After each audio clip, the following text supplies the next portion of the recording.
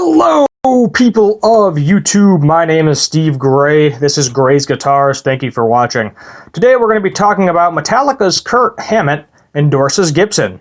So does this mean he is no longer with ESP Ltd? Or does this mean that he is with both? Or is he just Gibson? Or is he just ESP? This is a one-time deal. Let's read the article together and find out, or more likely, me read the article and you just sit back, relax, and listen. The new partnership, Gibson says, will result in new Hammett signature Gibson and Epiphone guitars, which is nice. I like to see a greeny Les Paul. Earlier on this very day, July 29th, we told you about the potential collaboration Gibson had teased with Metallica's Kirk Hammett. Now the company has announced that more than just one of collaborations, the metal guitar legend has joined the Gibson family full stop. Following 5 months after fellow Big Four of thrash metal guitar legend Dave Mustaine joined the Gibson team, the endorsement is, to put mildly, a huge move from the guitar giant. It's a really great and exciting time for me to be joining forces with Gibson, Hammett said in a statement. I look forward to achieving great things together in the future. Hammett said in an Instagram post that the move to Gibson does not mean he is leaving ESP Guitars, with whom he has had a decade-long relationship, saying, "With these two giants, I get the Monsters and the Rock." So basically what he's saying is he is going to be endorsed by both of them. He is going to have signatures guitars with both brands, which is something you haven't really seen before, something that I haven't seen a lot besides, like, I would say YouTube guitarists. Usually, in most cases, it's one of those situations where you don't get to be endorsed by multiple brands. You are endorsed by one brand. The biggest I can think of is Slash. You know, Slash is endorsed by Marshall, and he is endorsed by Gibson. That's why every time you see him with a guitar, there's usually a Marshall amp in the background or a Gibson in the background, something along those lines. He doesn't play other guitars. It's specifically Gibson. I mean, technically, yes, he does have that Mockingbird he brings out once in a while for concerts, but pretty much all pictures you're going to be seeing of him is he's holding a Gibson. So this is definitely something interesting. So this isn't like a YouTuber that, you know, YouTubers get a bunch of different guitars to review, play, etc. Then possibly most of the time in those situations, occasionally they get to keep the guitars, but from what I've been told, a lot of the times they have to give those guitars back and they pay them for a review, something along those lines. But in this case, this is an actual, you know, rock star that is being endorsed by two different companies, so that's definitely going to be interesting because ESP is not going to want to lose them, and Gibson's not going to want to lose them. You know, Metallica has been around for a long time. Signature models for Metallica go for a large sum of money, even on the used market, whether it is LTD or whether it is Gibson. They go for a good chunk of change. And I can guarantee you, when that signature releases for both Gibson and Epiphone, give it a couple years after the fact that it closes down, they're going to go for a crap ton of money, like we see with a lot of the signature models, where after they're out of production, either Epiphone or Gibson, they go for more money than they were brand new, which is the case for a lot of signature models. So let's go ahead and continue with the article. You can take a look at that video in a little bit. In a press release, Gibson promised that the partnership would result in a new Hammett signature Gibson and Epiphone, so both, yet again, as I said. Now we don't know any specifics about the functions, guitar quality yet, but we can make a couple of fairly informed guesses about what some of the first models might be. The first and most obvious candidate would be, of course, the recreation of Hammett's beloved 1959 Gibson Les Paul Standard Greenie, previously owned by the blues rock guitar royalty Gary Moore and Peter Green, also known as the Peter Green mod. If you're not familiar with that, that is taking the neck pickup in a Gibson, or any guitar in general, and just switching it upside down. This particular vintage Les Paul is legendary for its out-of-phase sound, which came about when Green replaced the neck pickup and accidentally put it in backwards. So there you go.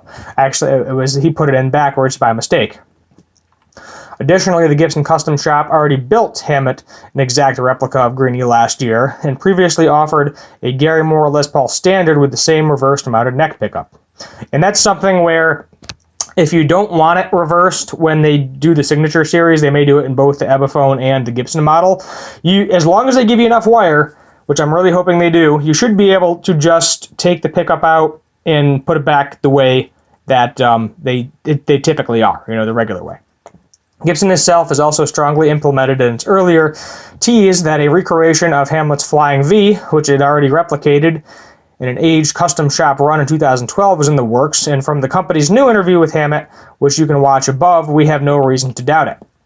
It's an honor to welcome the icon, the Ripper, Kirk Hammett, back to Gibson family. Gibson brand president Caesar, I'm going to butcher his last name, Gukaisen, said Kurt has been carrying the flag for hard rock and heavy metal for decades, and his Gibsons had been there with him from the very beginning. From his first Gibson in 1979, Flying V, to Greenie, and everything in between, Gibson guitars have been an integral part of Kurt's sound. All of us at Gibson are looking forward to this collaboration and are grateful that Kurt has trusted us to begin a new partnership. Hopefully this goes without saying, but as soon as we can glean and concrete information about Hammett's signature guitar and Epiphones, we'll be the first to let you know. So they're just letting you know that they'll be out at some point in time, and they will show them off. I know Gibson just recently did like an album partnership or something along those lines. I don't remember the exact thing. Slash mentioned something about it, so I'm wondering if he's going to be doing like an album with them too. But let's take a look here at the 24 minutes. Let's see if we can skip past a lot of this. And I still have it to this day. And I want to see if he shows off. Guitars have been with me for pretty much 95% of my. So he doesn't actually show off his Les Paul until, this is an actual 59. It's an old guitar. It is a very old guitar, very sought-after guitar, the 1959 Les Paul, as many of you may know. But he's bringing it out at the end. So my guess is how they're probably going to do this is they're going to start off on the Gibson line. We're probably going to see a very expensive, like $10,000 range, $8,000 to $10,000, similar to, let me see here, I'm forgetting his signature guitar. Let me scroll back through here to find it. Adam Jones, there we go. Similar to Adam Jones's Les Paul, where we'll probably get a certain amount of them. Like there won't be more than 100 of this, custom shop, really expensive one. Then there'll be a line of regular ones. And then there'll be a line of standards where, they're not aged up, beat up, things along those lines. As for the Epiphone market, I can see this basically, not relicked. I don't think they've ever done any relicking with Epiphone as far as I know, to my knowledge anyway. And I can see them, doing the out-of-phase pickup, doing the Gibson pickups, all the correct hardware, your Graphtec nut, things along those lines. But obviously it's going to be Epiphone and it's going to look like a brand new guitar. It's not going to look like an exact replica of his. So if you're looking for an exact replica of his, you're going to have to pay up for it. And those guitars are going to sell out in 2 minutes because they always do. And then the Epiphone line will probably be available for a little while.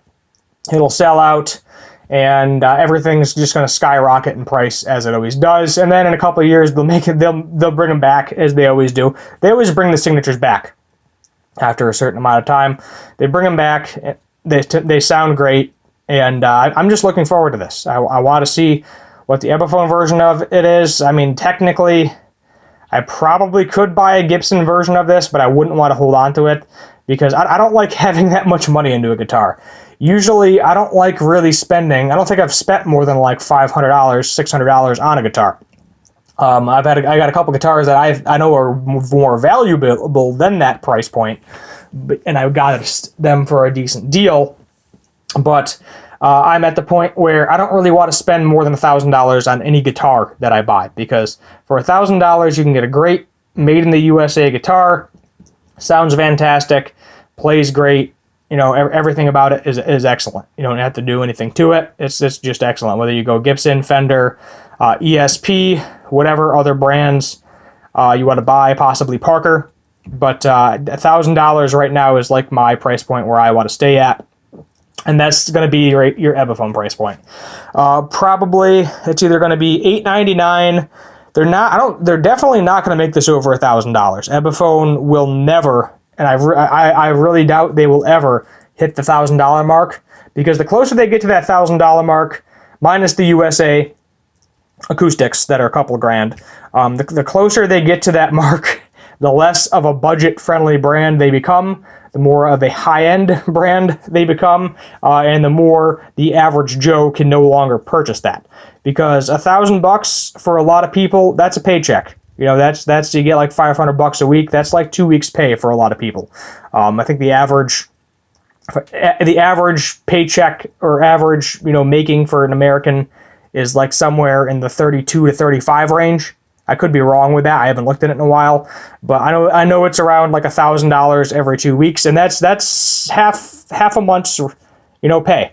So you gotta be saving up your pennies if you're going to be buying this. And then if you're buying the Gibson version, you really got to be saving up your pennies, because the Gibson version is going to be a lot. Just expect it to be like 10 grand. That's where it's going to be. And they're going to sell out in like 2 seconds. There's not going to be a lot of them. That's just how it's going to be. That's the factor of it. It's going to be the same process as the Adam Jones. Looking forward to seeing an Adam Jones Epiphone as well. When that released, I've never owned a Silverburst, and I think that would be really entertaining to own a Silverburst. I think that's where we're going to end it today. This is Gray's Guitars. If you're new here, hit that subscribe button, turn that notification bell, leave a like, and feel free to comment down below what you'd like me to do for future guitar and music related videos. Thank you for watching, and as always, have a good one.